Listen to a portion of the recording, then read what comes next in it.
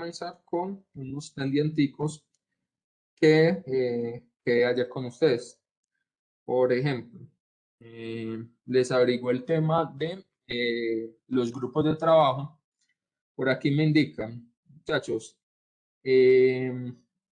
antes de iniciar el ciclo 4, a los tripulantes se les envió un comunicado con las instrucciones de cómo asignar los subgrupos de trabajo. Se les envió un link, que es envíos.medellín.upb, bla, bla, bla, bla, bueno, un formulario donde ustedes deberían diligenciarlo y seleccionar sus grupos de trabajo.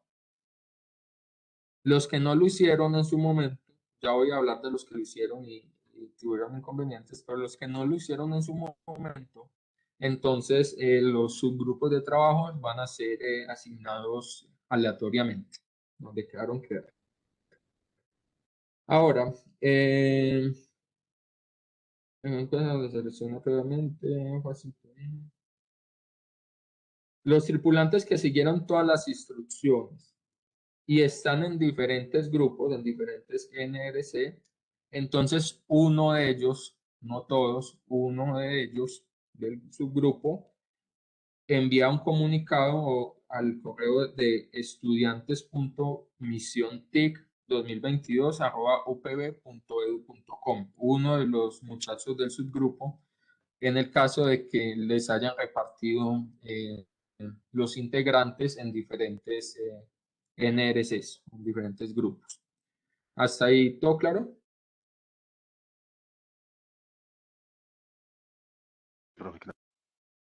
Listo. Eso en cuanto a los grupos de trabajo. Ahora, el otro pendiente que tenía con ustedes es el tema del tutor. Para ustedes todavía no hay tutor asignado. Dime. Profe, perdón, pero bueno, y enviar el correo y después que te dieron ahí tiempos mínimos porque cada día corren Los así. correos que envían al correo de estudiantes usualmente tienen un SLA o un tiempo de respuesta entre 24 y 48 horas más o menos. Entonces, entre 1 y 2 días te deberían estar respondiendo al menos con el que están validando, ¿cierto? Ayer respondieron al que estaban validando. La pregunta es después de ahí, pero entonces listo, 48 horas, perfecto, gracias. Listo. No te preocupes, si no te responden, igual los subgrupos de trabajo van a comenzar a trabajar en la siguiente semana. Entonces, si vos ves que por ahí tipo mañana o jueves o ya llegando el viernes no han dado solución, pues ya lo escalamos. Perfecto, profe. Perfecto, dice Santiago. Se supone que en la página del curso debe estar registrado su grupo. A mí en el espacio para escoger el grupo me registra el que escogí, pero en el espacio del curso no aparece. Les va a aparecer en el transcurso esta semana o iniciando la próxima. Eso también lo aclararon ahí.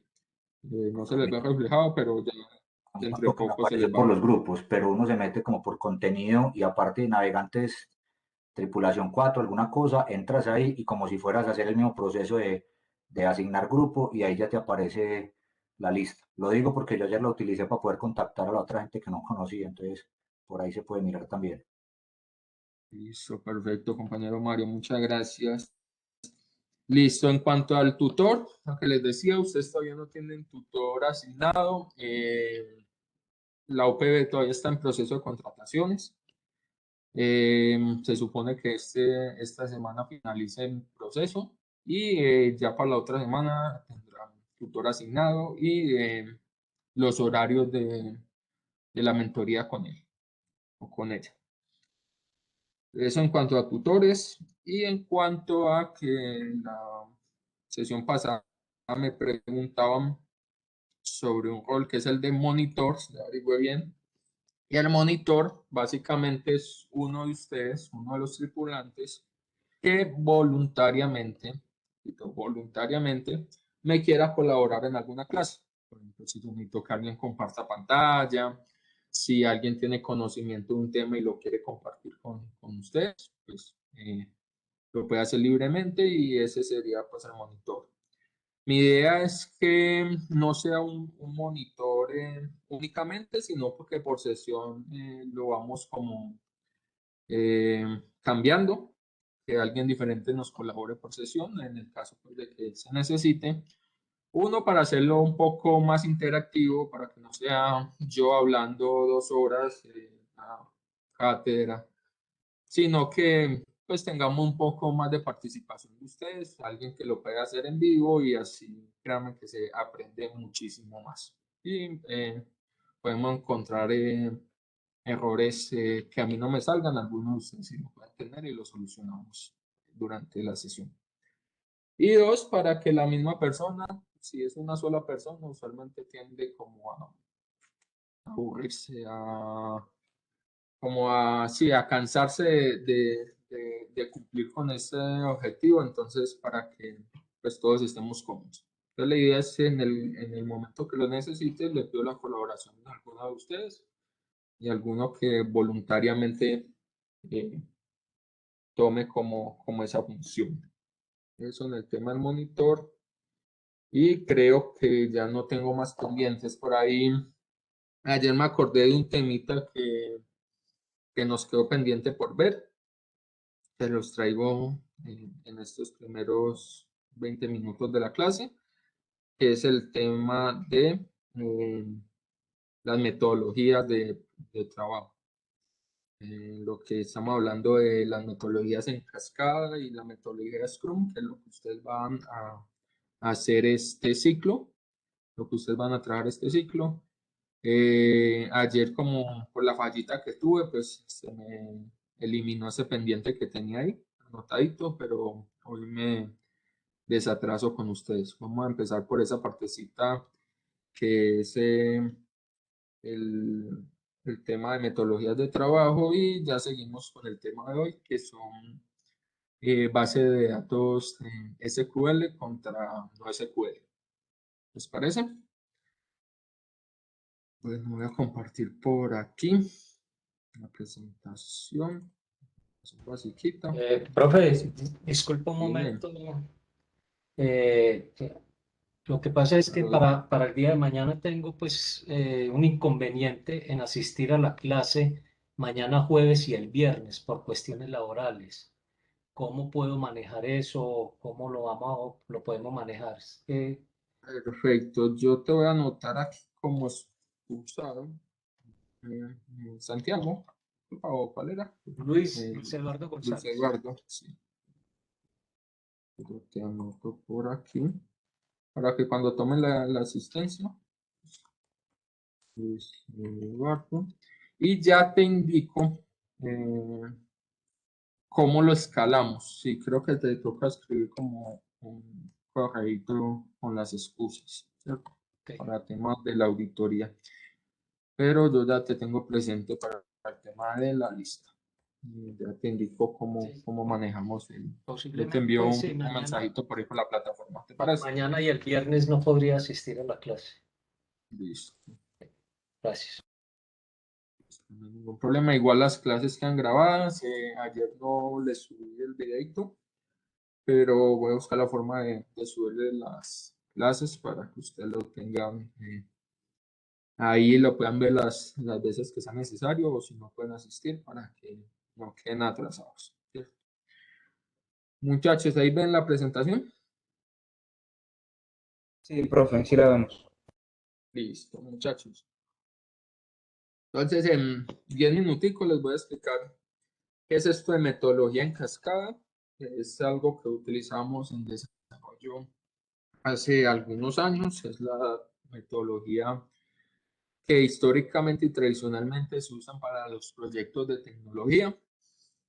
Y es una tecnología que es una metodología que, pues como su nombre lo indica, hace una función, un ciclo detrás de otro.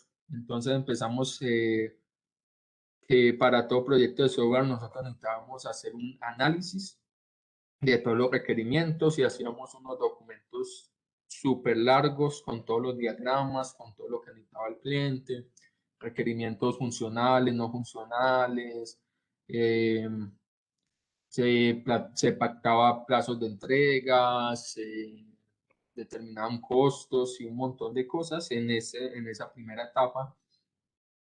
Y básicamente se plantean documentos grandísimos que decía y se firmaba cómo iba a ser el software, en qué plazo se iba a entregar, cuánto iba a valer y demás. Unos documentos súper grandes con diagramas de flujo, diagramas de bases de datos, diagramas de secuencias y un poco de diagramas que nosotros usamos en UML para representar nuestro software. Luego de esto, nosotros pasábamos a una etapa de diseño donde afinábamos estos diagramas, donde ya elegíamos, por ejemplo, lo que es el stack tecnológico, donde empezamos a plantear nuestra base de datos, cómo iba a ser el modelo de entidad-relación, cómo iban a ser nuestros diagramas de clases, nuestros diagramas de flujo, integración, un poco, pues a robustecer un poco más todo lo que es este diseño o diagramación del software que vamos a tener. Seguido a esto, hacíamos una implementación. Acogíamos todos esos diagramas, los interpretábamos y los pasábamos a código. Esto podía durar meses hasta años nosotros tirando código basados en el diseño y en el análisis que hicimos o que hizo otro miembro del grupo en el pasado. Una vez ya teníamos todo implementado, todo nuestro software completo, nosotros no terminábamos hasta que tuviéramos el software completo, entraba una etapa de verificación, que era una etapa de probar, de mirar que todo hubiera estado bien, que no tuviera bugs o errores de codificación o funcionales. Y una vez entramos en verificación, lo desplegábamos y entramos en una etapa de mantenimiento, que es sostener el software ya funcionando, es sostener nuestra aplicación y ir haciéndole avances. Todo esto podría llevar meses hasta años y de ahí para allá, mientras yo tenía, desde que me reuní con el cliente a ver qué era lo que él necesitaba, hasta que yo le entregaba un software funcional. Y muchas veces cuando yo le entregaba el software funcional, resulta que no era lo que él esperaba, no era lo que él quería, o le entendimos mal, se plantearon los requerimientos mal y hicimos una cosa completamente distinta a lo que necesitaba, a lo que esperaba el cliente. Entonces nos tocaba empezar a devolvernos otra vez hasta el análisis, volver a diseñar, volver a implementar y volver a verificar, así hasta que pues, uno de los dos cara contento. Este fue el modelo que se usó durante muchos años en las metodologías de desarrollo de software. Y viendo que este tenía muchas complicaciones, que este tenía muchos proyectos fallidos, que era mucho tiempo desde que el usuario nos decía que quería hasta que nosotros le entregamos un software funcionando. Por allá en los años 80 y tantos surgieron algo que se llama las metodologías ágiles. Y yo estoy seguro que a ustedes ya les debieron hablar de todo esto, pero les voy a dar como un repasito así muy por encimita para que lo recuerden y no entren tan perdidos a lo que son estos ciclos y sprints de este ciclo 4.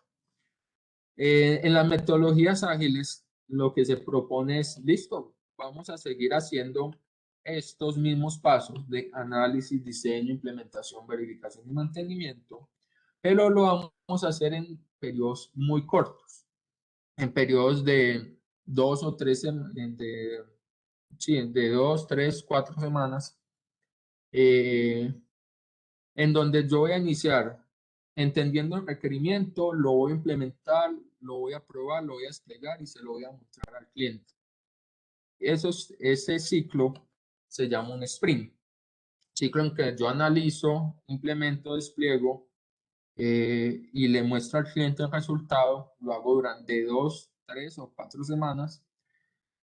Y después de esas 4 semanas que yo le muestre al cliente, el cliente me va a poder decir, venga, esto era lo que yo esperaba o no, esto es totalmente diferente a lo que yo esperaba, cambien. ¿Cuál es la ventaja? Que aquí ya no van a pasar 6 meses, 1 año, 2 años, desde que él me dijo lo que quería hasta que yo le mostré para que me corrigiera, sino que ya van a ser solo un mes o 15 días o 20 días y vamos a tener una retroalimentación y vamos a poder solventar estos inconvenientes mucho más ágilmente. Esto es pues básicamente en lo que se basan las metodologías ágiles. Y ya hay varias metodologías ágiles que cogen este concepto y le implementan sus propios patrones, sus propias reuniones, sus propios elementos. Ahí ya entra lo que, no sé, es Scrum, Kanban, XP y bueno, y muchas otras metodologías ágiles, hay muchas. Pero todos se basan en este mismo principio, en la agilidad, en que yo muestre resultados rápidos para poder recibir una retroalimentación mucho más ágil y poder corregir. No les voy a dar muy profundo lo que es ágiles ni Scrum, Profe, una porque, pregunta, qué pena. bueno, Para ese tipo, por ejemplo, de reuniones, hay un líder sí, pues, ¿cómo digo? Que autoalimenta lo que hizo los demás. El encargado claro que como de sí, todo en general, que diga, eso está mal, eso está bien. claro que sí. Venga, confírmenme si ustedes en los ciclos anteriores vieron qué es Scrum, para yo saber en qué lenguaje les hablo y qué tan profundo voy. Sí, no. Bueno, algunos sí, algunos no, de pronto es que no lo recuerdan. Trabajamos el ciclo pasado Scrum, sí, sí, sí, listo. En Scrum, como ustedes saben, se maneja, si lo traje en Jira, ¿sí? En Jira es una herramienta para gestión de metodologías ágiles, gestión de trabajo. Listo, todos los sprints se desarrollan en Scrum, todos los ciclos, listo. Para responder la pregunta al compañero, pues en todas las reuniones, pues de las diferentes, porque hay muchas reuniones en Scrum, está por ejemplo el Sprint Planning, que es donde se planean las tareas que se van a hacer en este sprint, las dailies, que son las reuniones diarias de sincronización en el equipo, que se les va a tocar a ustedes hacerlas a partir de la próxima semana, lo presente. Sprint Review, que es donde se le muestran los avances que se tuvieron durante el sprint a los clientes, a los interesados, a los stakeholders, ese es el nombre correcto para ellos. Y las retrospectivas, que es donde el equipo da su sentir durante el sprint y se buscan cosas que podamos mejorar como equipo para que el próximo sprint las vayamos trabajando, cosas que se deban mantener, cosas que se deban cambiar y cosas que se deban implementar para que nuestro desarrollo sea mucho más ágil y nuestro ambiente laboral sea mejor. Esas son como las principales reuniones de Scrum. En cada una de ellas sí hay un encargado. Por ejemplo, en el Sprint Planning, usualmente no es obligatorio, pero lo dirige un rol que se llama el PO, el Product Owner, que es el encargado de todo lo que es este backlog o todos los requerimientos o todas las funciones que hay que hacer. Él es el encargado y él usualmente le dice al equipo, venga, yo tengo esta lista de requerimientos, miren ustedes cuáles es posible coger este sprint y les explica uno por uno las funcionalidades que hay que desarrollar. En los dailies no hay un encargado como tal porque es una reunión de equipo, es por el equipo y para el equipo. Entonces, cualquiera de los desarrolladores o cualquier miembro del equipo la puede dirigir. Esta es una reunioncita muy ágil. Eh, Les adelanto pues, lo que les había dicho. Ustedes a partir de la próxima semana deben hacer dailies, reuniones diarias, y deben subir la evidencia a la plataforma, deben subir lo que es o una grabación, eso, o una grabación o un acta de que si se reunieron día por día. Esta daily debe durar alrededor de 15 minutos y el objetivo principal de la daily es sincronizar al equipo, que todos sepamos, cada miembro, qué hizo, qué va a hacer y si tiene algún inconveniente para nosotros entrar a ayudarlo a solucionar el inconveniente. Entonces las preguntas que se responden o que se hacen en este sprint es, ¿qué se hizo ayer? ¿Qué pienso hacer hoy o qué voy a hacer hoy? Y si tengo algún problema, algún inconveniente que me frene a mí o al equipo en el sprint. En el caso de ustedes, muchachos, como ustedes son de la noche, vamos a variar un poquito esas preguntas. Las vamos a hacer al contrario. ¿Qué hice hoy? ¿Por qué? Porque ustedes su daily lo van a hacer al final del día. Entonces, pues, ¿qué hice hoy para aportar a mis tareas? ¿Qué voy a hacer mañana? O sea, ¿qué voy a hacer antes del otro daily? Y si tengo algún inconveniente, algún impedimento que me frene a mí o al equipo para entregar el valor que se espera en el sprint. ¿Qué otra reunión hay? El sprint review. El review es donde nosotros mostramos a los stakeholders o a los interesados, a nuestros clientes, los avances que se ha tenido. Esta reunión usualmente lo dirige algún miembro del grupo de desarrollo, lo puede dirigir el PO, lo puede dirigir el Scrum Master, cualquiera, pero usualmente la dirige un miembro del equipo del desarrollo, porque es una sesión que se tiene para que los miembros del equipo saquen pecho, se sientan orgullosos de lo que hicieron en este sprint y se lo vamos a mostrar a los interesados, a los clientes. Entonces, usualmente la dirige un miembro del equipo. Y el sprint, la sprint retro, la retrospectiva, la dirige usualmente el Scrum Master. El Scrum Master nos ayuda con esta reunión que es para nosotros como equipo mirar qué estuvo bien en este sprint, qué hicimos bien en este sprint, qué no hicimos no tan bien y debemos mejorar o qué debemos definitivamente eliminar como práctica para que nuestro ambiente y nuestro trabajo cada día fluya mejor. Estas son las reuniones que se hacen de cada sprint. No sé si ahí solucioné la duda de quién dirige cada reunión.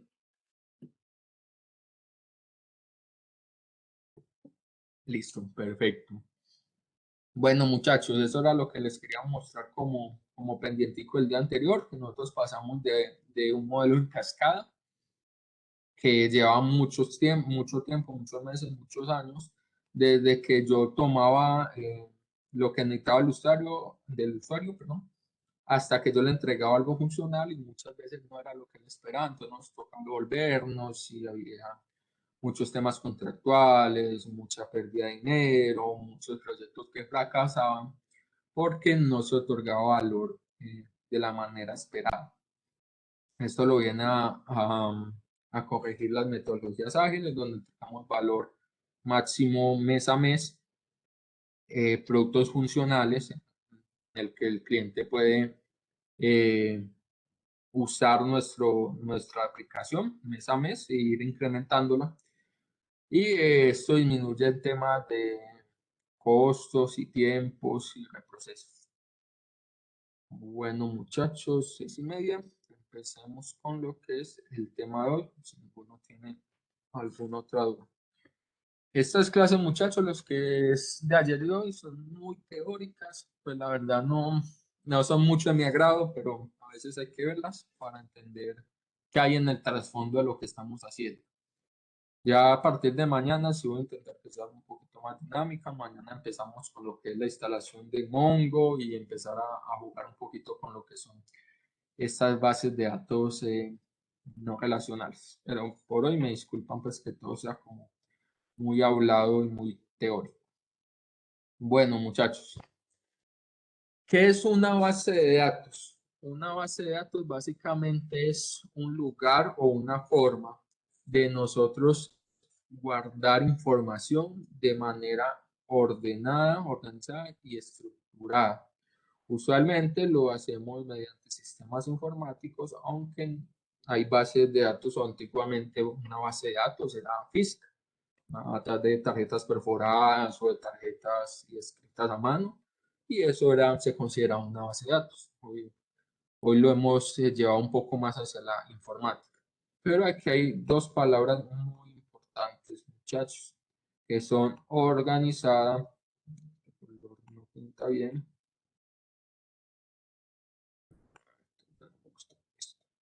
organizada y estructurada. ¿A qué nos referimos con información estructurada y organizada?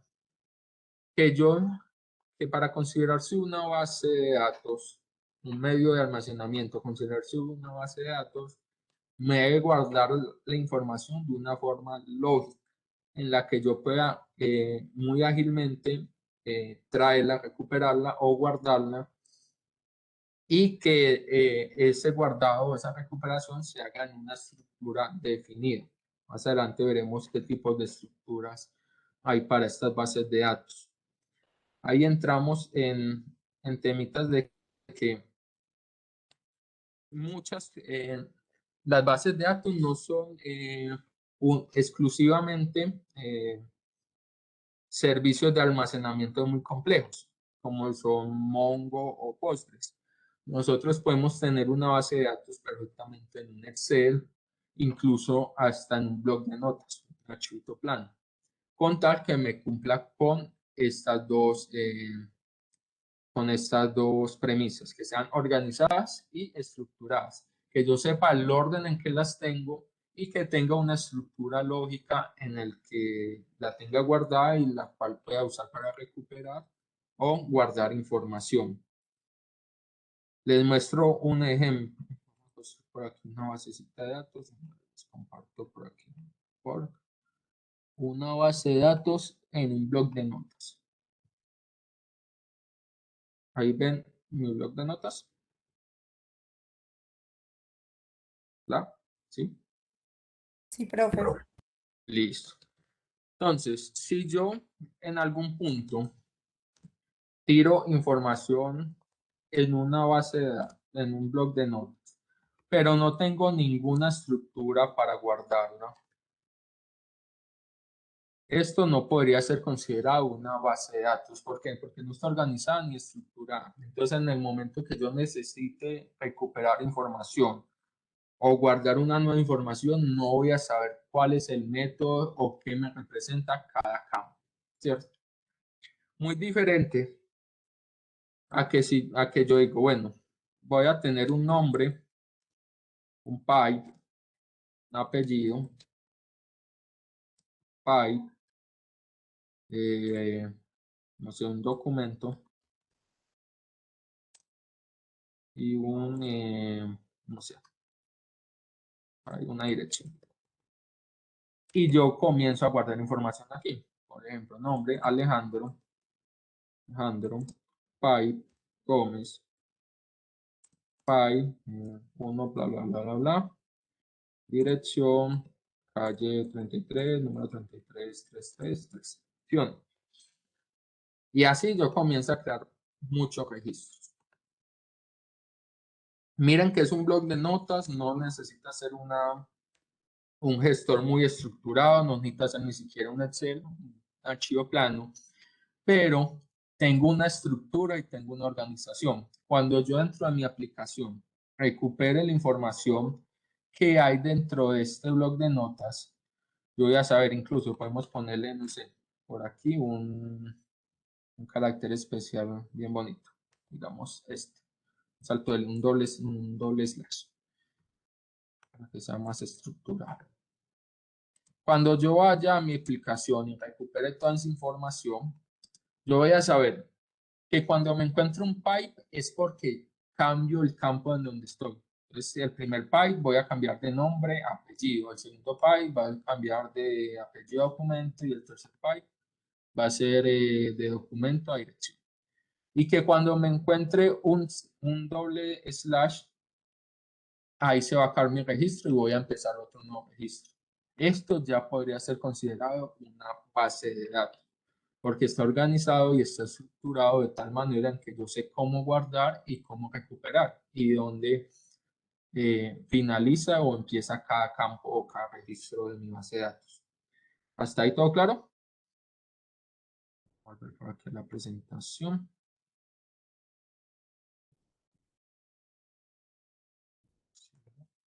Ajá. Para volver. Y, bueno, pues,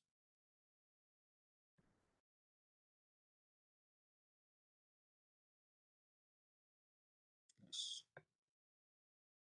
Listo. Ahí, entonces, de nuevo la presentación. Un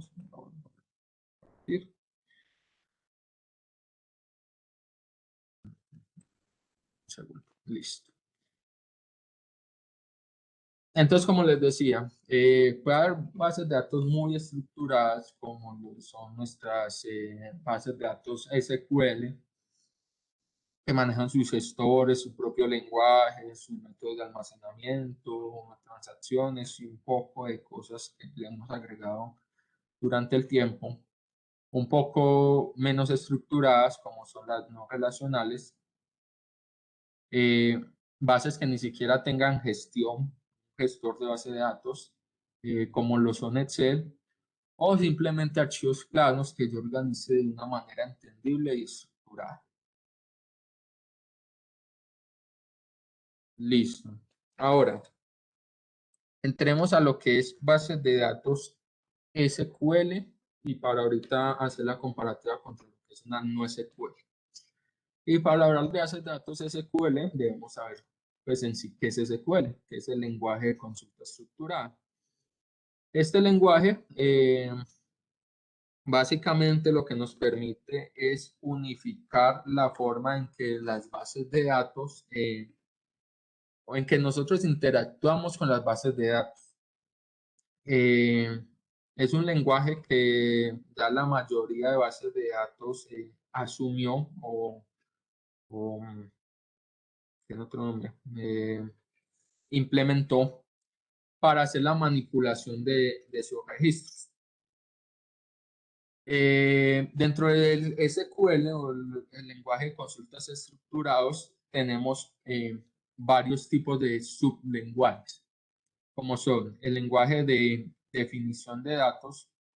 Vamos a abordar un poquito más cada uno de estos lenguajes. El lenguaje de manipulación de datos y un lenguaje de control, aunque incluso falta uno que es el de transacciones, que ahorita lo abordamos. Pero es un lenguaje de consultas que nos permiten hacer tanto gestión de base de datos como gestión de datos o control de permisos sobre la información que yo estoy guardando. Eso es básicamente SQL. Un lenguaje común que implementa los motores de base de datos para permitirme la gestión, manipulación y control de mi información. Aquí está un poquito los lenguajes que se manejan. El lenguaje de definición, que es el DDL, el lenguaje de manipulación, DML, lenguaje de control de datos, DSL, y lenguaje de transacciones, de control de transacciones, que es el TLC, el TCL. ¿Para qué sirven cada uno? Iniciamos desde lo más alto de la definición de una base de datos, que sería crear como tal la base de datos y empezar a crear nuestras tablas, ¿cierto? Los que ya vieron o tienen conceptos de bases de datos relacionales, entonces vos creas tu base de datos global y ahí empezás a definir tus tablas. Entonces, cuando nosotros usamos las palabras create, table, bla, bla, bla, bla, bla, bla, estamos usando el lenguaje o el sublenguaje que es DDL, lenguaje de definición, que tiene las palabras reservadas create, alter para modificar las tablas o drop para eliminar tablas, ¿cierto? También tenemos el lenguaje de definición de datos, el DML. Este Java es a cómo nosotros guardamos, actualizamos, recuperamos o eliminamos datos de nuestras tablas. Entonces ahí vienen palabras como el select, asterisco from, o select, id from, que es para recuperar información, insert, into, para guardar información dentro de nuestras tablas, update, para actualizarlo y delete, para borrar información o datos de nuestras tablas, ¿cierto? Ese es el lenguaje de definición de datos. También tenemos un lenguaje de control que se usa en los gestores de bases de datos para asignar permisos o quitar permisos sobre las tablas. No todas las personas o todos los sistemas deberían tener acceso total a nuestra información, a modificarla, recuperarla o insertar información dentro de nuestra base de datos. Entonces el DCL se utiliza para otorgar permisos a ciertos perfiles dentro de nuestra base de datos. Y por último,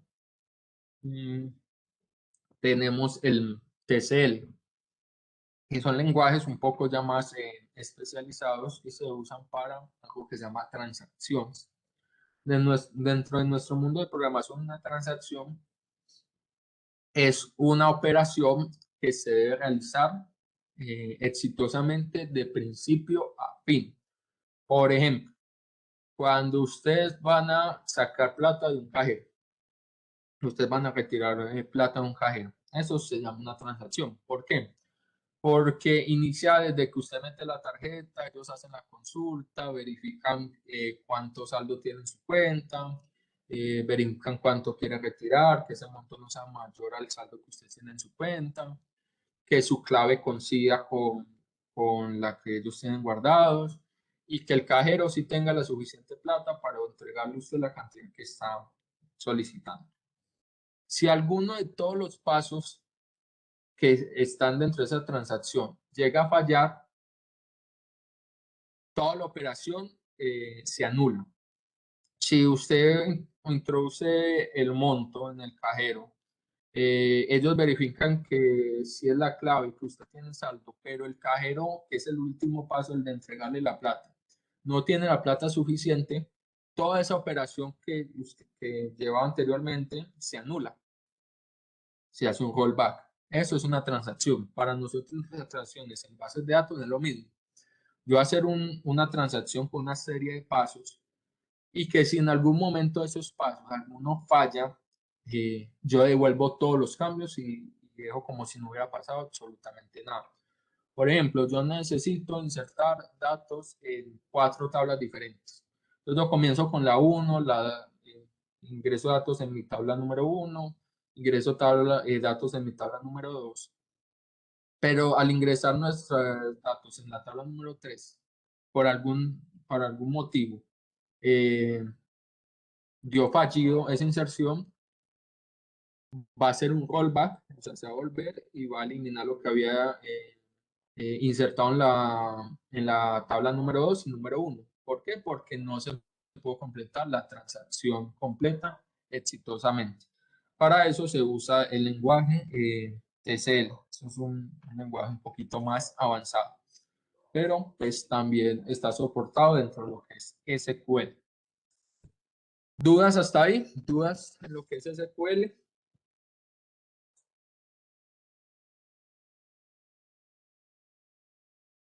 ¿Ninguna? No hay ninguna duda. Es porque o todo está muy claro o no entendieron absolutamente nada. Entonces, eso me preocupa. Bueno, Fue muy claro por mi parte. Para mí está claro. listo. Muchas gracias, muchachos. Listo, eso en cuanto a lo que es SQL. Listo. Igual, si tienen alguna duda, muchachos, en cualquier momento, la meten sin miedo, alzan la manito, tienen el micrófono, la meten por el chat y no tengo ningún problema. Les intento solucionar apenas la veo. Listo. Entonces, Ahora sí, ya que sabemos qué es SQL, qué es el lenguaje como tal de SQL, veamos qué es una base de datos SQL. Y son todas esas bases de datos, ya vimos que era una base de datos, ¿cierto?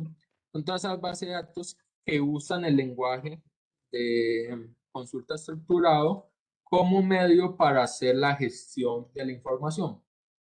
Y van a utilizar algo que se llama un DBMS, un Database Management System, un sistema de control, un sistema de manejo de base de datos, que es lo que nosotros usualmente llamamos base de datos, llámese un MySQL, llámese un SQL Server, llámese un Postgres.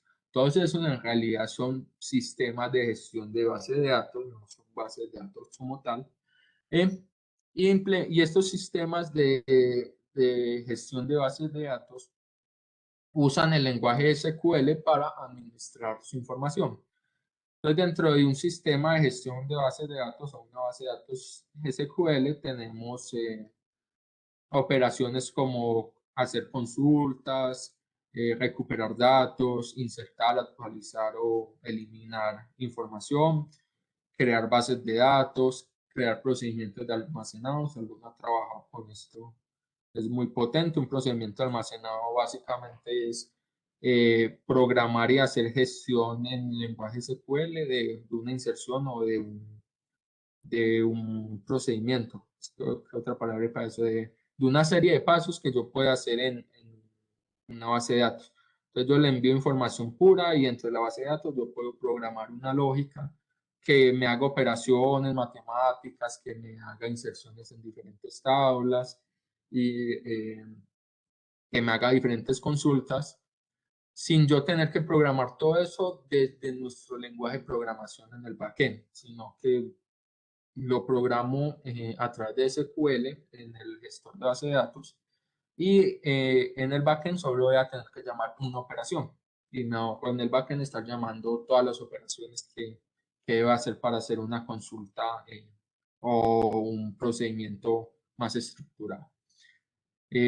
También puedo crear tablas nuevas, crear vistas, esto después lo tocamos, es un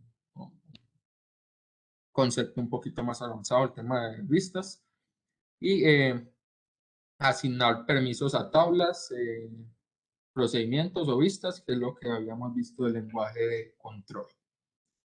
Eso es lo que en sí es una base de datos SQL. Una base de datos que se basa en el lenguaje SQL, el lenguaje de consulta estructurado, para hacerme toda mi gestión de mis datos, de mi información. Entonces ahí, como les comentaba, están las más tradicionales, MySQL, MariaDB, Postgres, SQL Server, Oracle, que son esos, Profe, una consulta. son, dime. Entonces, cuando nos referimos a un motor, ¿qué quiere decir eso entonces? Sí, es lo mismo, un DBMS, un sistema de gestión o un motor de base de datos, es muy enfocado a lo mismo, al sistema que nosotros usamos para obtener nuestros datos.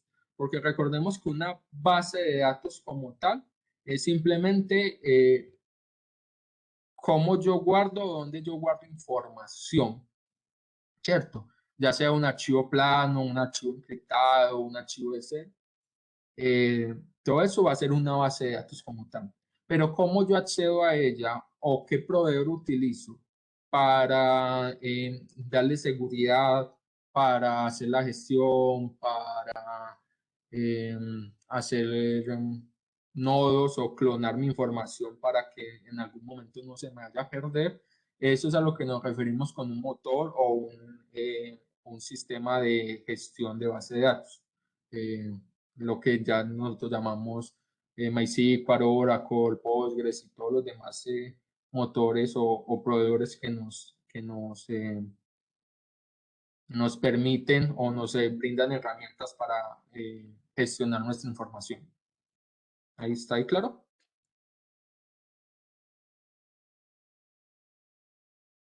Listo, perfecto. Eso es De ahí lo que les hablaba. Entonces, DMS, tenemos ejemplos como Postgres, SQL, bla, bla, bla, bla. Todos estos son sistemas de gestión que nos van a permitir usar SQL para todo lo que es la gestión de nuestra base de datos. Ahora, bases de datos no SQL. Son todas aquellas bases de datos o gestores de bases de datos que no implementan el lenguaje SQL para hacer manipulación de nuestros datos. Así como hay las bases de datos que dicen, no, yo me acojo al estándar SQL y al lenguaje SQL, hay otras que no. Dentro de esas tenemos muchos tipos. Las bases de datos no SQL son muy variadas según la necesidad que supla. Y tenemos que una base de datos plantea modelos específicos para esquemas de flexibilidad, una palabra importante, flexibilidad, o modelos flexibles que se adaptan a los requisitos de las aplicaciones modernas. Y aquí les voy a mencionar 3 clases de bases de datos no SQL. Bases de datos enfocadas a arreglos, o también se llaman REST-em date, datos en arreglos, que son muy usadas para lo que son imágenes y funcionan más o menos de esta manera. Cada píxel o cada conjunto de datos es representado por una información y se vuelve esto una matriz de información que cuando yo le interpreto, por ejemplo, aquí los 1 son los verdes, los 2 son los blancos, los 3 son los amarillos, los 4 son verdes oscurito. Cuando yo interpreto toda esta matriz,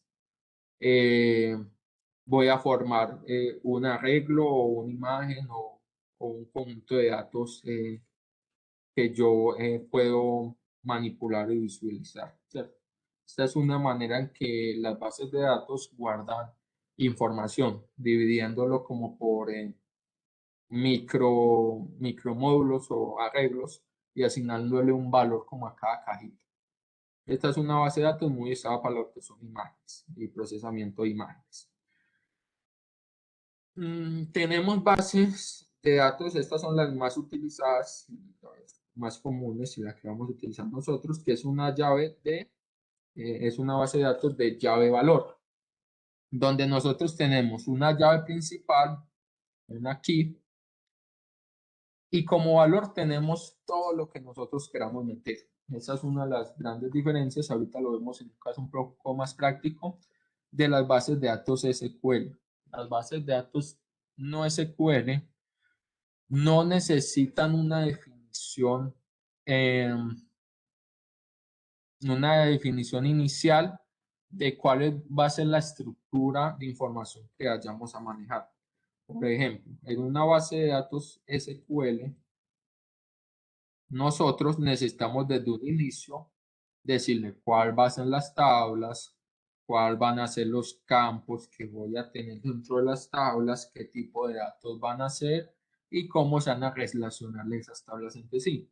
Todo eso lo tenemos que hacer antes de nosotros comenzar a guardar información o recuperar información de esas bases de datos. Por lo contrario, las bases de datos no SQL, al no basarse en el lenguaje estructurado, nos va a permitir guardar la información que nosotros queramos sin necesidad de especificarle inicialmente cuáles son los datos, qué tipos de datos son o qué tanto voy a guardar en ellas. Entonces les hablaba que esta llave de valor es la más usada. Ahorita vamos a trabajar sobre una de ellas donde yo solo le especifico una llave principal que es la que voy a recuperar. Estoy usualmente hablando de temas, no sé, de usuarios va a ser, no sé, un número de documento o un ID, hablando pues de las bases de datos que usamos usualmente, esos son IDs. Y yo por el ID pues, recupero toda la información que tenga guardado aquí, de cualquier tipo, ¿no? Pues, números, fechas, caracteres, booleanos, de cualquier tipo, me va a permitir guardar. Y también tenemos las bases de datos basadas en grafos. El tema de grafos es una estructura de datos un poquito más avanzada.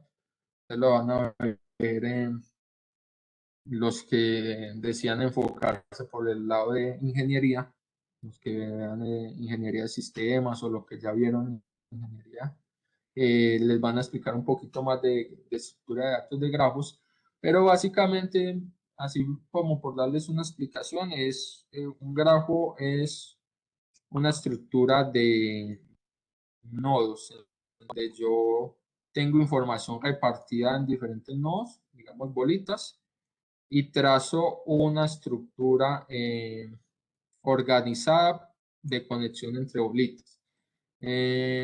Por explicárselo así, algo muy famoso que usa grafos es, no sé, los GPS o Google Maps. Digamos que aquí yo tengo mi punto de partida, hace mi casa. Es que con esto es bien difícil. Si tengo texto por acá. Eso. Voy a hacer mi casa. Escribir casa. Eso. Hay muchos.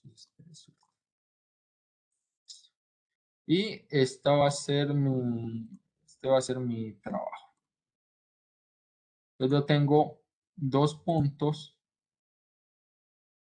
trabajo unido por muchas calles y por muchos puntos intermedios.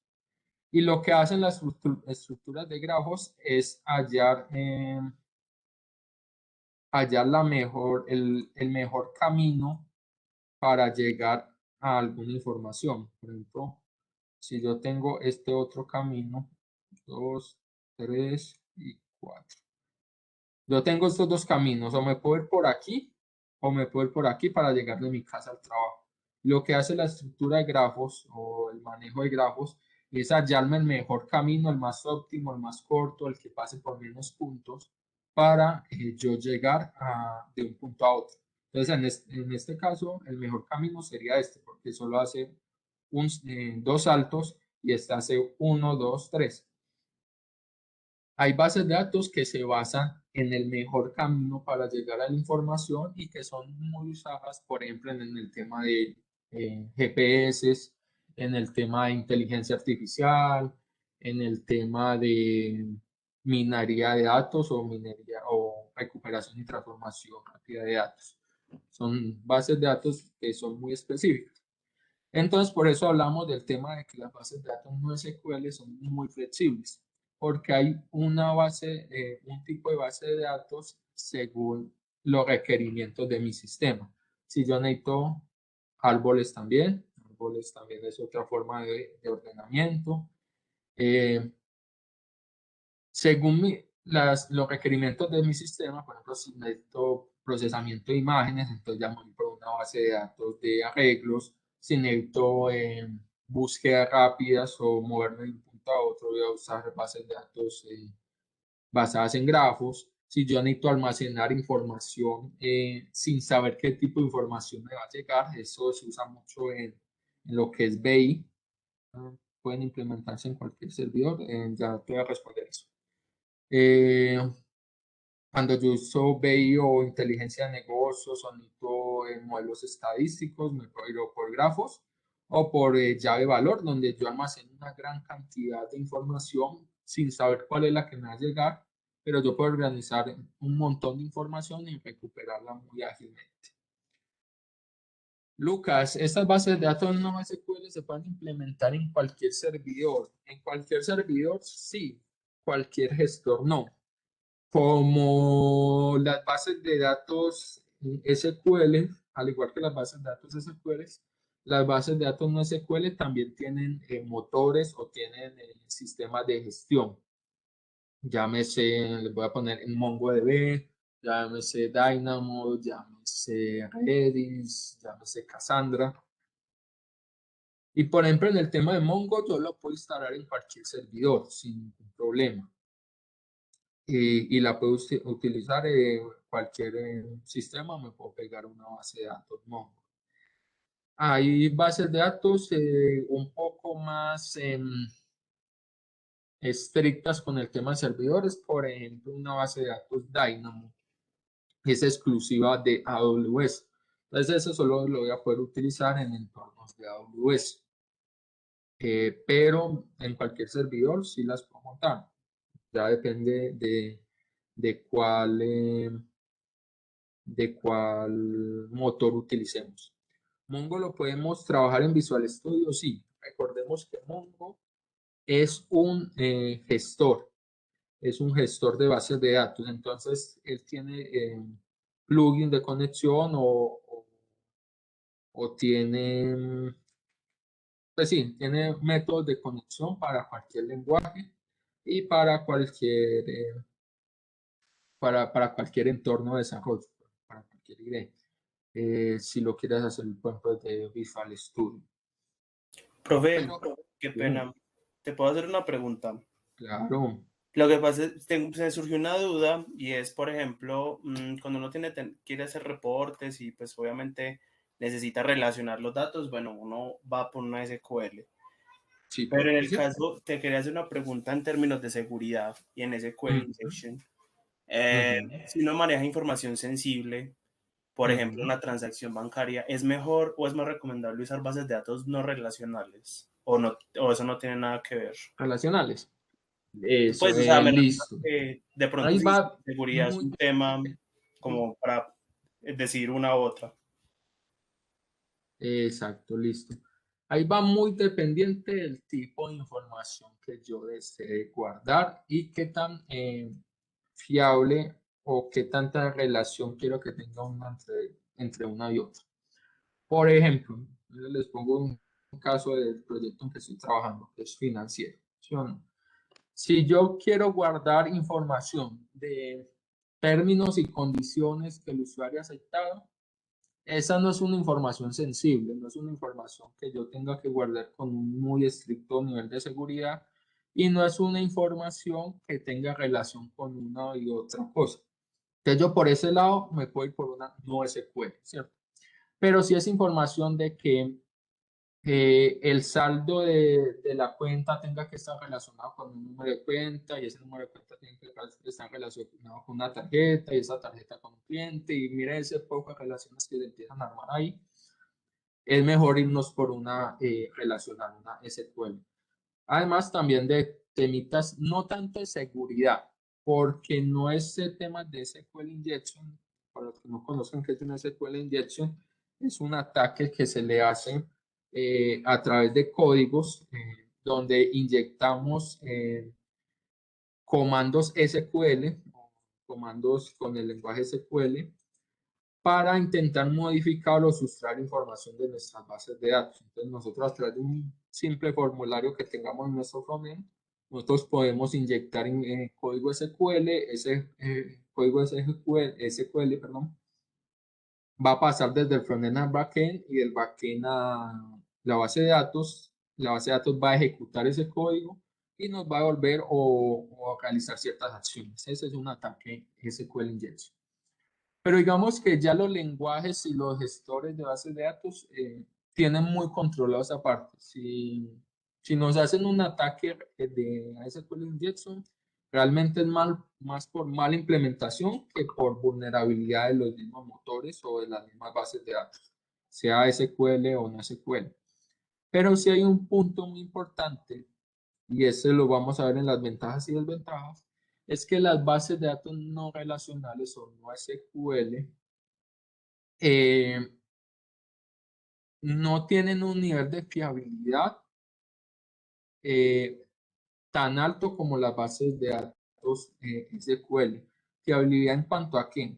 En cuanto a que si yo tengo varios nodos de una base de datos, los nodos, dígase, mm, para los que no conocen el concepto de nodos, son bases de datos igualitas, réplicas de bases de datos que yo voy a tener sincronizadas para poder acceder más rápido a cualquiera de ellas y brindarle una mejor disponibilidad a nuestro sistema, a nuestros clientes. Si yo tengo un solo nodo y me llegan 1000 peticiones por segundo, ese nodo va a tender a caerse o a responder lento. Entonces, si yo tengo 2, 3 nodos, entonces esas 1000 peticiones se van a repartir, ya son 300 por cada nodo, entonces pues va a tender a operar un poco más rápido. Pero lo que pasa en las bases de datos no SQL es que esa fiabilidad entre nodos no es tan garantizada. Entonces, por ahí también nos podríamos, o es un factor a tener en cuenta cuando deseamos tener una seguridad más en la fiabilidad de la información. Entonces, por ahí nos iríamos a bases de datos SQL. ¿Claro por ahí? Sí, profe, muchas gracias. Listo, Profe, papá. buenas Dime. noches. Tengo una pregunta. En base a su experiencia, o sea, yo sé que se puede utilizar en un solo proyecto, dependiendo de la necesidad, tirar a diferentes bases de datos. O sea, yo puedo tirar también desde una SQL, una no SQL, todos en el mismo proyecto, ¿cierto? Mi pregunta Sí. es, en su experiencia, qué tan esto se utiliza? O sea, ¿qué tanto se utiliza esto que uno parta la base de datos dependiendo de las necesidades en el mismo proyecto? O sea, obviamente eso, el proyecto tiene que ser bastante grande, ¿cierto? Pero Sí. ¿qué tanto se utiliza? ¿O realmente es mejor no hacerlo para evitar dolores de cabeza? Listo. Eso depende mucho del diseño arquitectónico. Pero en cuanto a preguntas, sí se utiliza. Sí lo he utilizado. No se utilizan todos los proyectos. Usualmente se intenta que sea un solo motor de base de datos y un solo tipo de bases de datos, o sea, uno SQL y Mongo, eh, y que no se empiece a repartir como responsabilidades. Pero es muy dependiente de las situaciones. Como les decía, por ejemplo, volvamos al caso de la entidad financiera. Si yo necesito información, recupero información que sea poco sensible y que necesite un tiempo de recuperación muy ágil, entonces yo me voy a guardarla a una base de datos, no SQL. Pero si necesito información, tengo información un poco más sensible y un poco más estructurada, entonces no para una no SQL, una SQL, perdón. He tenido proyectos en los que se manejan y entonces uno ya le toca entrar es a mirar en qué base de datos se guarda cada información. Uno ya estructura desde el principio, listo. Términos y condiciones a no SQL, transacciones a SQL, auditorías o Logs. Los logs. sí, logs, eso, logs o auditorías a no SQL porque no es información que sea sensible y es información eh, que llega mucho, eso es de alta transaccionalidad. O sea, que yo por minuto pueda recibir 100.000, 200.000, hasta 1 millón de solicitudes de guardado. eh, en una base de datos, ¿cierto? Entonces, por ese lado, entonces eso lo envío por una no SQL porque el tiempo de guardado y recuperación es mucho más ágil que que las SQL. Entonces, dependiendo del caso, pero que se usa, sí se usa. No en todos los proyectos, pero se usa según la necesidad. Es importante que sepamos de los dos mundos. Por aquí pregunta Manuel, ¿y laboralmente alguna de las dos tiene mayor fuerza? Sí. Por tradición, las SQL se usan más. Por tradición. ¿Por qué? Porque la no SQL es un concepto un poco más nuevo. Pero el no SQL está comenzando a tomar mucha fuerza. Más que todo en estos ámbitos de desarrollo JavaScript puro. O sea, que más que todo cuando usamos el full stack de Node.js, el full stack de JavaScript, usualmente tienden a llevarnos a una base no relacional, porque lo que estamos buscando es agilidad en los tiempos de respuesta. Pero sí, como dice Sebastián, depende también mucho de la cantidad de datos o cantidad de transacciones que yo vaya a ejecutar y de qué tan importante o qué tan sensibles sean mis datos. No importante, sino sensible. Hay información que por temas de autorización de datos personales, de gestión de datos personales, yo debo guardar con un nivel un poco más fiable y un poco más seguro que otro. Por ejemplo, el tipo de un número de cuenta bancaria es un poco más sensible que un correo electrónico. Los dos son datos sensibles, pero uno y otro manejan diferente nivel de sensibilidad. Entonces, usualmente los datos más sensibles se van a los SQLs. Bueno, ¿alguna otra pregunta por ese lado? Sí, profe, buenas noches. Buenas La pregunta noches. mía es, ¿qué nos recomienda usted para tener una mejor concurrencia en los sitios web? Que sea relacional o no relacional. Perfecto. En temas de velocidad de concurrencia, sí o sí, no relacionales. Los tiempos de respuesta, y lo vamos a ver, los tiempos de respuesta, de guardado, de recuperación, de NoSQL son muchísimo mejores, muchísimo a las SQL. ¿Por qué? Por los mismos procesos internos que ellos van a dar. Si tú tienes una aplicación con una concurrencia muy alta, con una transaccionalidad muy alta, lo más recomendable siempre es migrarte hacia los MySQL.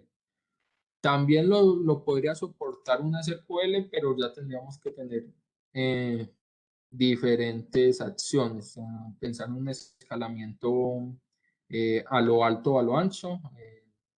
Con eso me refiero a crecer la base de datos en recursos, asignarle más memoria, más espacio en disco, o a generar más nodos para que me soporten esa alta transaccionalidad y esos datos o esas peticiones. Pero las SQLs están hechas para eso, para soportar una alta transaccionalidad y para guardar información muy ágil. Denme un segundo, por favor.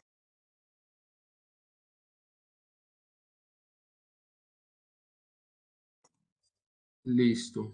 Eso en ese caso de concurrencia siempre es mejor irnos para el lado de NoSQL, teniendo en cuenta todo lo anterior que hemos dicho, ¿cierto? Qué tantas relaciones tengo, qué tanta atomicidad necesito en mi información, qué tanta fiabilidad necesito en ella. Entonces ya pues vamos haciendo una balanza como todo. Recordemos el tema de la elección de los stacks tecnológicos, que todo es una balanza, según los requerimientos, según el conocimiento y según la economía. ¿Cuáles son bases de datos gratuitas comerciales que el cliente después no tenga que problemas por licenciamiento? Listo, muchachos. Mongo en su versión community es gratuita, la pueden implementar. Reddit también tiene su capa gratuita. Dynamo no. A ver qué otras bases de datos yo les digo por aquí. Por aquí. A ver, Cassandra tiene versión gratuita. Eh, Coach, no me acuerdo. Bueno, pero usualmente cuando nosotros nos vamos por bases de datos gratuitas, no relacionales, debería ser, usualmente se usa Mongo. Si nos vamos por temas de nube, en AWS se usa Dynamo, no me acuerdo cómo se llama la de Azure. Azure también tiene su propia implementación de base de datos no relacional. Google creo que maneja una que se llama Firebase, que es usualmente la que utilizan los móviles, pero, pero sí, usualmente cuando estamos hablando de capas gratuitas, Mongo es la predilecta. Profe, o el tamaño de la empresa en cuanto a qué es el tamaño de la empresa Victoria. Postgres, MySQL, esos son datos de bases de datos relacionales, también tienen su capa gratuita. MariaDB es una que tiene capa gratuita. SQLite también tiene capa gratuita. Postgres creo que también tiene community. SQL Server no, SQL Server licenciado. Oracle es licenciado para uso comercial. O con eso. Una pregunta, Tengo que tener qué pena. Señor. Desconozco el tema completamente. En el momento de empezar a ingresar datos a la base de datos, independientemente del programa, el ingreso de datos es igual, o un ejemplo de Mongo a Cassandra o a Dynamo cambia la manera como se indexa la información. Perfecta esa pregunta, eso viene dentro de ventajas y desventajas, pero te lo adelanto. Una de las desventajas de las bases de datos no SQLs contra las SQLs es que no hay un estándar definido. Entonces, mi implementación de Mongo va a ser diferente a mi implementación de Cassandra, a mi implementación de Dynamo, a mi implementación de Coach. ¿Por qué? Porque no hay un lenguaje común. La diferencia de las SQL que tienen a SQL, que es un lenguaje como tal y que todas las bases de datos lo implementan. Pueden variar cositas muy específicas, pero en el 90% de la implementación va a ser igual en SQL. En no SQL sí es muy diferente. Entonces, también hay que tenerlo en cuenta en el momento de escoger nuestro stack. No es que sea muy complejo, usualmente todas manejan similitudes, pero sí es diferente. DB2 también es licenciado, DB2 raya entre lo que es una no SQL y una SQL. Que lo tocamos después. DB2 es un caso. Ah, no, mentira, DB2, estoy ganando un H2. No, DB2 sí es licenciado, sí, DB2 sí es licenciado. Relación es la misma y pues relacional es la misma, no relacionales cambia, sí, exactamente. En las no relacionales es muy diferente la implementación. ¿Por qué? Porque no tienen un lenguaje común. Estas son algunas de las bases de datos que tenemos. Apache HB es una base de datos de arreglos, es más usada para imágenes, procesamiento de imágenes, aunque pues no le puedes meter la información que quieras, pero es muy ágil para procesamiento de imágenes. Neo es muy basada en grafos, aunque pues también tiene su implementación llave de valor. Mongo, Cassandra, Dynamo son bases de datos llave de valor. Redis es una llave de valor, pero digamos que en mi experiencia se usa un poco más como gestión de caché a que como una base de datos no relacional. Actualmente Redis lo he usado es para información muy volátil de 24, 48, 72 horas, pero sí sirve como base de datos no relacional. ¿Qué más tenemos? Ventajas, muchachos, de las no SQL frente a las SQLs. Alto rendimiento y baja exigencia. Como les comentaba, las bases de datos no SQL están hechas para soportar una muy alta transaccionalidad. Incluso son las bases de datos que se utiliza para inteligencia artificial, para minería de datos. El que no sepa qué es minería de datos es coger un gran cúmulo de datos, digamos, o lo mismo que es Business Intelligence, coger un gran cúmulo de datos, por ejemplo, los datos de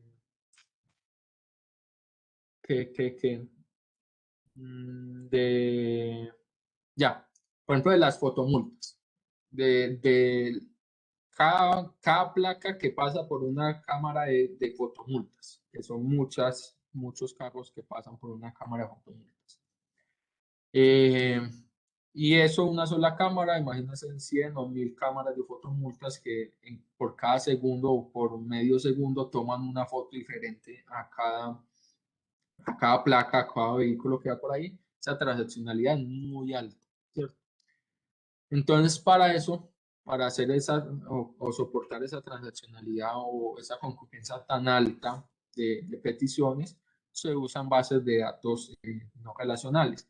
Y el análisis y transformación de esos datos, así en conjunto, en bloques gigantes que llegan, a eso se les llama minería de datos. A coger bloques muy grandes de información, analizarla y sacar conclusiones o sacar estadísticas de esos datos.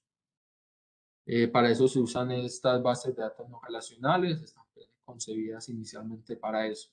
Y una baja exigencia en cuanto a recursos de máquina.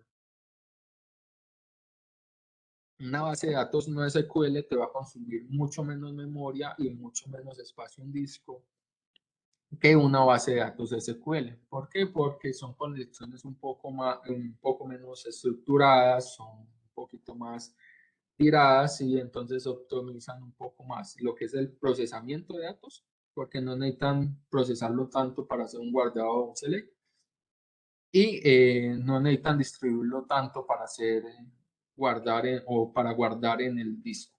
Profe, perdón, una preguntita. Entonces, según lo que estabas comentando, digamos que cuando yo tengo mucha data en una base de datos relacional, digamos que uno a veces parte la base de datos, o sea, como que la particiona para que guarde particionadamente. O sea, lo más normal es como, por Sí. ejemplo, por fecha. Entonces, si uno tiene mucha transaccionalidad, entonces guarda en la base de datos, queda una sola tabla, por ejemplo, no sé, consignación, ¿cierto? O movimiento bancario, y parto la tabla por fecha, como digamos, por decir Sí. algo, por día, para poder, digamos, que hacer consultas y el motor, pues, digamos que lo pueda trabajar más fácil, ¿cierto? Eso se utiliza en bases de datos relacionales. ¿Eso también se podría hacer en bases de datos no relacionales o no es necesario por su estructura? Exactamente, a eso ya. En bases de datos no es necesario ya hacer eso, porque son bases de datos concebidas para guardar un gran volumen sin necesidad de estructurarlo tanto como en una base de datos relacional. Y el método de búsqueda y el método de organización es pensado en buscar ágilmente dentro de un gran cúmulo. Por ejemplo, ahí entra lo que es la teoría de grafos, la teoría de árbol, que son métodos de organizar mi información para yo saber exactamente dónde buscar sin necesidad de recorrer absolutamente toda la base de datos. Y en eso están muy enfocadas las bases de datos no relacionales. Entonces aquí ya no es tan necesario empezar a dividir que por día, si tengo 1 millón de transacciones, entonces empiezo a separar eso, como hacíamos por ejemplo, con los logs, que entonces generaba un archivo por día para poder buscarlo más fácil o un archivo por hora si escribía mucho. Aquí ya no es necesario. Aquí vamos a guardar todo en una misma colección que él ya sabe cómo gestionar y cómo recuperar esa información muy ágilmente. Por aquí, profe, ¿qué es ralentizar el sistema? Ralentizar. Un tema de rendimiento.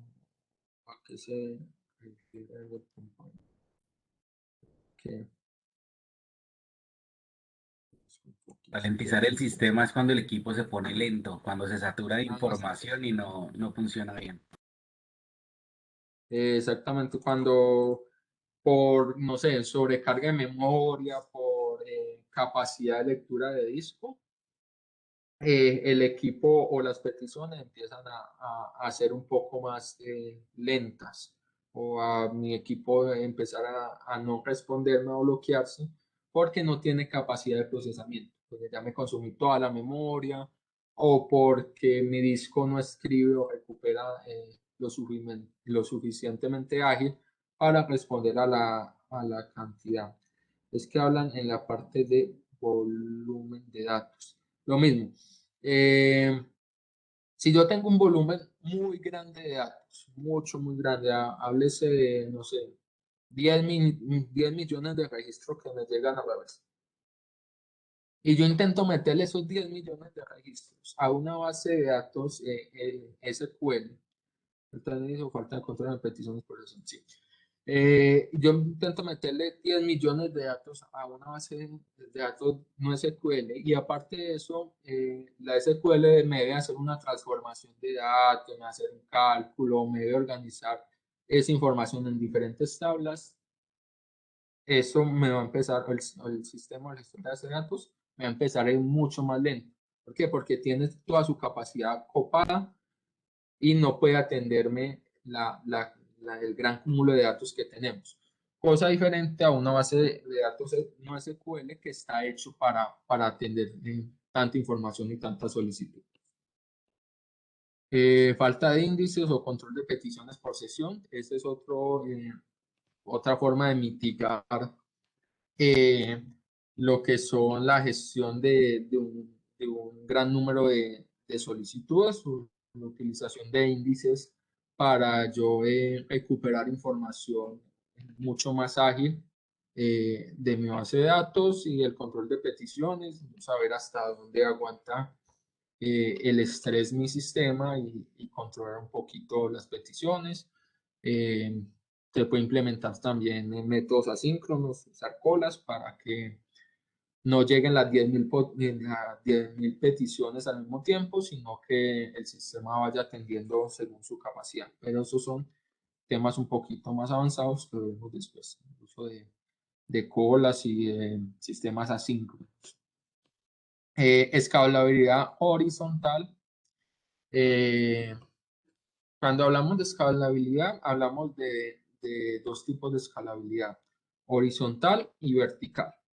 Cuando hablamos de una escalabilidad vertical, es yo coger un solo nodo, un solo servidor y subirle recursos. O sea, si antes tenía 4 GB de RAM y 250 GB de disco, entonces le voy a agregar 4 más, entonces ya son 8 de RAM y agregarle 1 tera de disco. Eso es crecer o escalar verticalmente. Aumentarle capacidad a cada uno de mis servidores o a cada uno de mis nodos. Cuando hablamos de crecer o escalar horizontalmente, es yo generar réplicas o poner nodos exactamente iguales para que las peticiones se repartan entre los nodos. Entonces, si yo tenía el ejemplo que les ponía al principio, yo tengo un nodo que me está atendiendo 1000 peticiones por segundo y necesito crecer horizontalmente, entonces destino, no sé, 5 nodos y cada uno de esos me va a atender 200 peticiones por segundo. Entonces va a ser un poco más llevable para cada nodo. Eso es crecer horizontalmente. Y en las bases de datos no SQL se prestan mucho para el crecimiento horizontal, para yo crear nodos y nodos y nodos. Y ellos me atiendan un número más pequeño de peticiones y así acelerar un poquito el rendimiento. El volumen de datos no es problema, lo que decían, están hechas para manejar una gran cantidad de datos sin generar cuellos de botella. Cuellos de botella es, pues tomen la forma de una botella, tiene ancha, se angosta en un espacio y vuelve a ser ancha. Por ese espaciecito es que se demora por pasar la información y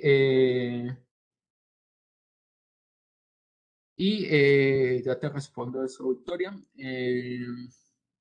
Los cuellos de botella en los sistemas se arman cuando sobrecargamos un sistema, cuando debe hacer procesamiento de mucha información y lo ponemos lento. Entonces, mientras se resuelve la petición, se nos va armando una cola muy grande hacia arriba y no pasa información hacia abajo. Con las bases no SQL evitamos eso, evitamos ralentizar nuestro sistema más arriba de nuestra base de datos porque está pensada para múltiples peticiones. Victoria dice, ¿es decir que es recomendable las no SQL para grandes empresas? No. Cuando hablamos de bases de datos SQL y no SQL, no nos guiamos por el tamaño de la empresa, sino por las necesidades del proyecto como tal y por la necesidad o transaccionalidad que vamos a recibir en nuestro sistema. Y les vuelvo al caso de que nos ponía el compañero de cuando se usa no relacionales y relacionales al mismo tiempo. Vamos a dejar un lado a la empresa porque la empresa es indiferente, pero hay proyectos en los que, por ejemplo, el tema de logs o el tema de auditoría o el tema de guardar un registro de algo que está pasando, se generan muchos datos al mismo tiempo. O sea, puede generarse, no sé, 1 millón de solicitudes de guardado por segundo para guardar información de cosas que están pasando en el sistema, que Pepito Pérez se logueó, Julanita de tal eliminó una cuenta, que Pablo Pérez hizo una transacción. Todo eso se va a guardar en algo que se llama logs. Más adelante lo vemos también cuando estén implementando el backend. Pero todo eso se va auditando y botando en una base de datos. Pero esa base de datos, pues como todos nuestros clientes están haciendo acciones, pues va a tener muchas peticiones de guardado. Ahí recomendamos no SQL. Pero si son información que va a llegar una petición por hora o una petición por segundo, 2 peticiones por segundo, pues cualquiera de las dos va a ser capaz de atenderlo. Y ahí ya entro a revisar si la información que necesita una estructura un poquito más fiable, una estructura de tablas y cositas así. Pero entonces, para responderte la duda no es el tamaño de la empresa, tampoco es el tamaño del proyecto, es la necesidad de cuántas peticiones me van a llegar y qué tan estructurado necesito mi información. Seguridad que las SQL requieren alguna especial. La seguridad ya es, el tema de seguridad como tal es muy estándar, porque las bases de datos SQL y no SQL son muy al estándar de la industria, y los estándares de la industria en temas de seguridad son muy exigentes. Si es de mucha configuración, o sea, es del administrador del sistema dejarla abierta o brindar un poquito más de permisos. Pero la gran diferencia en temas de seguridad no es seguridad al acceder a los datos, sino seguridad en mantener fiable mi información. Usualmente las bases de datos relacionales o SQL son un poco más confiables en tema de que mi información sí va a ser veraz entre nodo y nodo, y que si, ¿cómo explicarlo? Pues sí, que va a ser un poquito más fiable tener mi información ahí que en una no SQL. Pero no por tema de que alguien va a acceder a ella, o sea, no estamos refiriéndonos a esa seguridad de acceder o eliminar mi información, sino que si entre nodos y nodos sí tengamos la misma información y no vayan a haber desincronización. Pero, pues, como te decía, es tema de poner una balanza en los requerimientos de nuestro proyecto. Por último, en ventajas, pues no por último, pero la última que tengo, hay muchas ventajas. La flexibilidad, lo que decía, no es necesario detallar antes de comenzar a utilizar mi base de datos, qué información voy a manejar, qué tablas voy a manejar, qué, qué tipo de datos voy a guardar. No es necesario. Una base de datos usualmente necesita una llave principal, y ya ahí para adentro lo que yo le quiera meter, el tipo de datos que yo le quiera meter, me lo va a recibir. Y también la flexibilidad en cuanto a los usos y maneras que existen, teniendo en cuenta, por ejemplo, las bases de datos de arreglos que son enfocadas a imágenes, bases de datos de grafos que son enfocadas como a optimización y cositas así. Desventajas. Una, la que mencionábamos anteriormente, no hay un lenguaje estándar para las bases de datos. Eso hace que haya mucha diferencia entre implementar uno u otro en nuestro sistema. Si implemento un motor Mongo, es muy diferente implementar un Dynamo o un Cassandra. Entonces, ahí entramos en una desventaja. Muchos de estos motores o gestores no cuentan con interfaz gráfica. La mayoría utilizan línea de comandos. Eso se ha ido corrigiendo con el tiempo, pero aún hay muchos que se utilizan como línea de comandos. Entonces necesitan un expertise un poco más grande. La atomicidad, esto era lo que les hablaba, no todas las bases contienen características de atomicidad. Esto quiere decir que la información en ocasiones no es consistente. Usualmente entre nodos tenemos información un poco desactualizada. Es uno de los riesgos que nosotros tenemos en, en, en las bases de datos no SQL, que son riesgos asumibles. Por ejemplo, en un log de 10 millones de líneas por hora, si se me pierde una línea en alguno de los nodos, digamos que digo, uy, pues, se me perdió, pero no es algo tan grave. A diferencia de que si se me pierde un movimiento de 10 millones de pesos, ahí es un poquito más grave, entonces ahí tenemos que ver un poquito, ponerlo en la balanza de cuál voy a tomar. No quiere decir que siempre pase, no quiere decir que en todas las bases de datos pasa y es algo que se está corrigiendo con el tiempo, pero posiblemente se tiene que tener en cuenta. Y en cuanto a atomicidad, también hablamos de información atómica. Información atómica es que un solo registro significa una sola cosa. Por ejemplo, en mi base de datos, vamos a volvernos por aquí, ya te respondo, Pablo. En mi base de datos relacionar, digamos que tenemos una compañía y muchas películas van a depender de una compañía, pero yo solo tengo un registro por cada compañía. Lo implemento en varias películas, pero solo tengo un registro.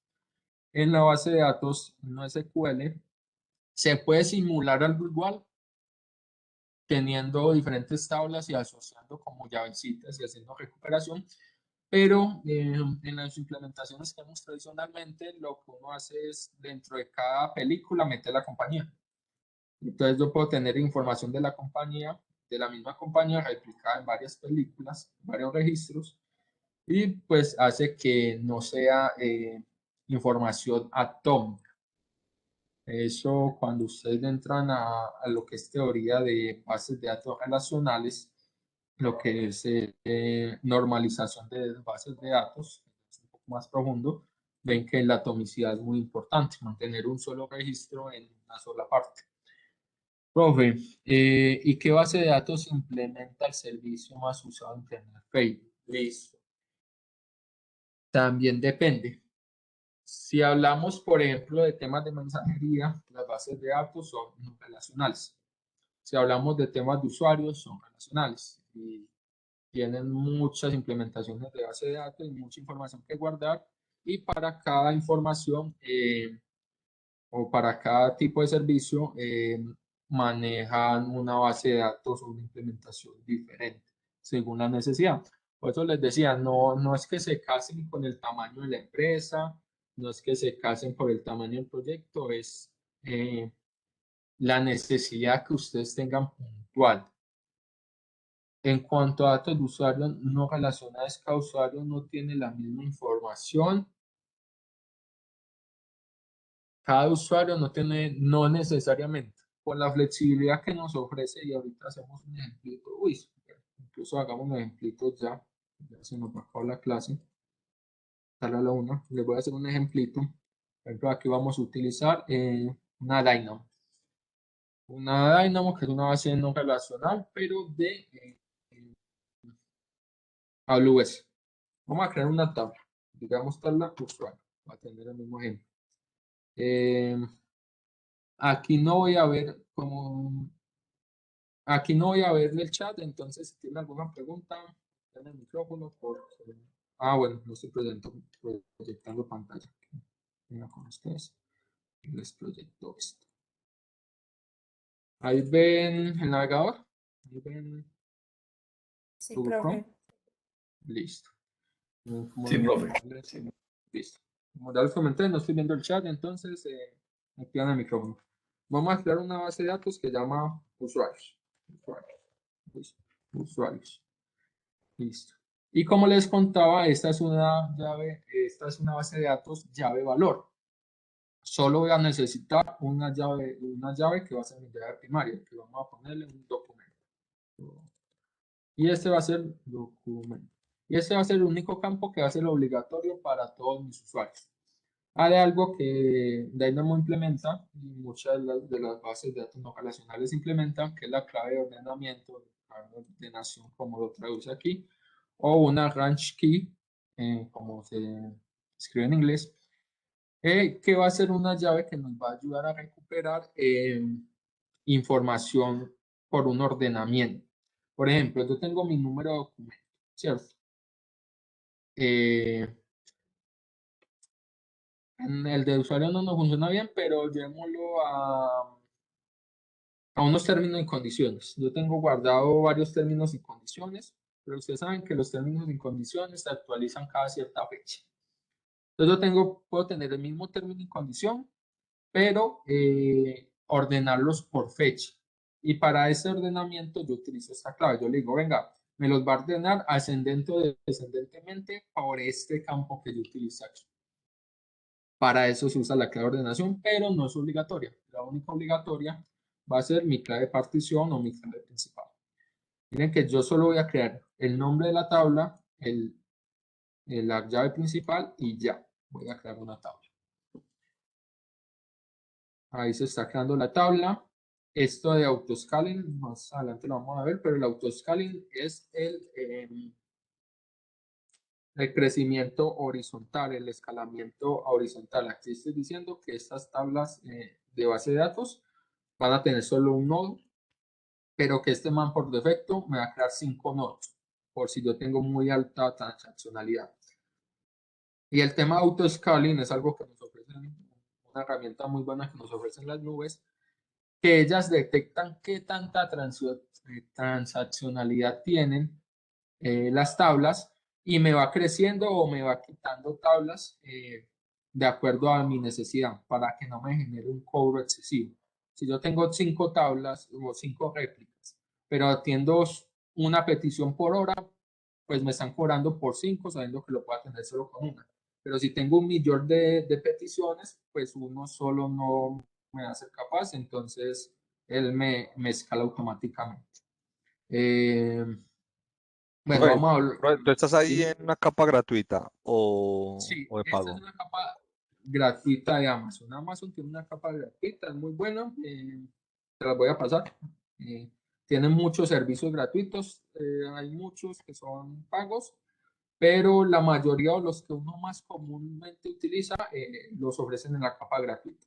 Entonces, con la capa gratuita nos podemos Pero esa es una capa resbalar. gratuita de un año, profe, de un año, o Sí, está... a partir de un año o un límite de recursos. Por ejemplo, en Dynamo, después de cierta capacidad de almacenamiento, te empiezan a cobrar o después de un año. Pero digamos que en un año, si usted no lo utiliza, se crea otra cuantía. Y si es para temas comerciales, si es para temas de una empresa, sí es mejor que paguen las capacidades y no utilicen la capa gratuita porque en algún momento se consumen los recursos y dejan sin capa. Bueno, y aquí vamos a crear un elemento, está 10 minuticos y van a ver qué fácil es crear un elemento. Listo. Aquí las bases de datos no relacionales se manejan por un lenguaje que se conoce como JSON, una estructura del lenguaje, una estructura que se conoce como JSON, se caracteriza por los corchetes y la información. Aquí no la vamos a ver como JSON, bueno, sí, ahorita lo tratamos como JSON, pero veámoslo como un formulario primero, que nos ofrece aquí AWS. El único campo obligatorio para mí va a ser mi tipo de documento y va a ser el tipo de documento 123, pues el número de documento. De ahí para allá yo voy a poder agregar los campos que yo quiera. Por ejemplo, un campo nombre, nombre, Alejo, apellido, apellido, Gómez. Este va a ser mi primer registro. Yo lo creo, aquí me queda apellido Gómez, nombre Alejo, documento 123. Voy a crear otro. 3, 2, 1. Este ya no va a tener nombre, sino que va a tener, no sé, un tipo de documento. Va a ser CC, va a tener una dirección. Una dirección que va a ser calle 33, 33, B33. Listo, digamos. Miren que este no tiene ni nombre ni apellido, tiene solo tipo de documento. Aquí él me lo organiza de esta forma, en una tablita para que sea un poco más visual, pero si yo entro a cómo está guardado el objeto por dentro, él guarda eso. Este es mi primer usuario, miren, documento 123, nombre Alejo, apellido Gómez. Y mi segundo usuario, miren que por dentro tiene documento, tipo documento y dirección. Mira que por ningún lado aparece el nombre o el apellido que sí tengo en los atributos de mi otro usuario. Miren que es una misma tabla, estamos refiriendo a usuarios, pero no necesariamente tenemos que tener los mismos atributos. Y yo le puedo meter cuantos atributos quiera. Por ejemplo, a este usuario vamos a meterle más atributos. Este es el formato original en que se mueven las bases de datos no relacionales en JSON. Entonces, por aquí movámosle un atributo que se diga dirección, edad, y este va a ser un 24 años. Este ya no va a ser un string, sino un número. Incluso yo puedo tener objetos dentro de mi objeto principal, dentro de mi registro. Entonces, este objeto se va a llamar números telefónicos, ¿sí o no? Abro llaves, abro y cierro llaves, y aquí yo puedo meter un subobjeto o un subregistro. Entonces, este va a ser celular, celular, celular. Va a ser 312, ¿cierto? Y una coma y un teléfono fijo. Más adelante, pues entramos a cacharrear todo esto, pues para darles como el ejemplo en vivo. Guardamos. Y mire que ya mi usuario 321, aparte de dirección, va a tener un campo de edad, va a tener un campo números. Si lo abrimos, va a tener. Esta S es porque él intenta representar el tipo de dato, que es un string, pero esto no nos aparece realmente en el JSON.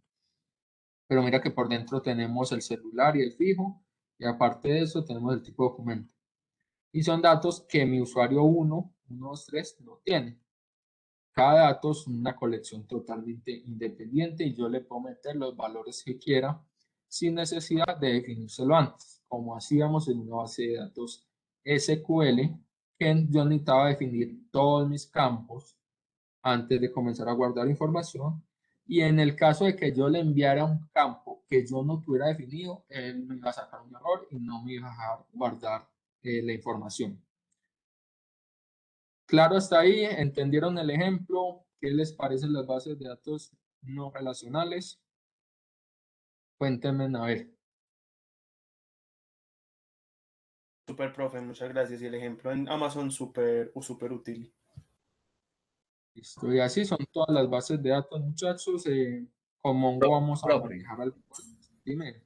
el tema de MongoDB es Atlas, la conexión, o es otra. Yo estoy por ahí mirando hoy, pero me aparece como una Atlas para instalar y la parte local, pero... Exacto. La empresa que nos ofrece Mongo se llama Atlas. Pero él ofrece tanto un servicio en nube de ellos como una versión community server que sí es de Atlas. Una versión community server que podemos descargar. Ingresen a mongodb.com y ahí buscan la versión community server. O muchachos, eso sí se los dejo como tarea. Descárguense la versión community server aquí en la unidad 2 de el curso en la UPB. Compartir este minutico que nos Pero queda. existe, profe. Eso, en el sitio, mira, en la unidad 2, tabla de contenidos, 2, actividad 2, no, actividad, sí, 2. En la actividad de esta unidad, de esta sesión, está cómo instalarlo por el profesor, un videito del profesor Jefferson. Si quieren para la próxima la próxima sesión, o sea, para la clase de mañana lo traen instalado, o al menos tráiganlo descargado, muchachos, porque lo vamos a instalar ahí durante la clase. Entonces, para que no nos demoremos en la descarga. Pero aquí en el videito él les dice dónde está la página, que es esta, y cuál descargar, que es la versión Community Server, ¿cierto? Ok. Por favor, me colaboran con eso para que no nos demoremos más en la clase. Y pues bueno, muchachos, esto era lo que tenía hoy para ustedes. Me extendí un poquito más de lo que creía. Les iba a terminar un poquito más, más antes para que se vayan a descansar, pero bueno, muy interesante la clase de hoy. Si tienen alguna pregunta, me la hacen. Si se les ocurre, después me escriben o me la guardan para mañana. Y pues bueno, muchachos, muchas gracias por la asistencia hoy, por la participación. Vale, Señor, profe, gracias. Una cuéntame. preguntita, Gracias, es profe. que cuando explicó lo de los grupos, pues yo le entendí la parte de que sí, Listo. con un formulario para registrarlos y eso, pero es que me interrumpió y no escuché en el caso de los que todavía no tenemos los grupos conformados, ¿le dijeron algo? Voy a tener la grabación y